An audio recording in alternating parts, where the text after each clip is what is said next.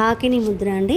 ఇది చాలా మంచి ముద్ర. బ్రెయిన్కి సంబంధించిన మనకి అలవాట్లన్నిటిని కూడా కంట్రోల్ చేస్తుంది. అంటే బాగా ఆలోచనలు ఉండి, డిప్రెషన్ ఉండి, మనకి జ్ఞాపక శక్తి తగ్గిపోతుంది కదా, అలాంటి వాటన్నిటికి కూడా ఇది చాలా బాగా పనిచేస్తుంది. మానసిక ప్రశాంతతనిస్తుంది, జ్ఞాపక శక్తి మెరుగుపరుస్తుంది, మనకి బ్రెయిన్కి బ్లడ్ సర్క్యులేషన్ బాగా జరిగేలా చూస్తుంది. ఆక్సిజన్ లెవెల్స్ కూడా బాగా ఇంప్రూవ్ అవుతాయి బ్రెయిన్కి సంబంధించి. మనకి లెఫ్ట్ బ్రెయిన్, రైట్ బ్రెయిన్ అంటాం కదా, అవి కూడా ఆ రెండింటి మధ్య కూడా మంచి శక్తిని సమన్వయపరుస్తూ ఉంటుంది.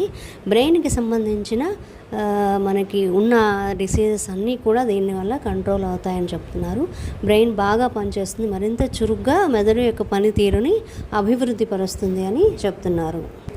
జ్ఞాపక శక్తి మెరుగుపడటం, మానసిక ప్రశాంతత మనకి కలగటము, మన ఆలోచన చెల్లాచెదురు అనే ఆలోచనలన్నింటినీ ఒక చోటుకు చేర్చి మన ఆలోచనకి పదును పెడుతుంది. ఇది చాలా మంచి ముద్ర.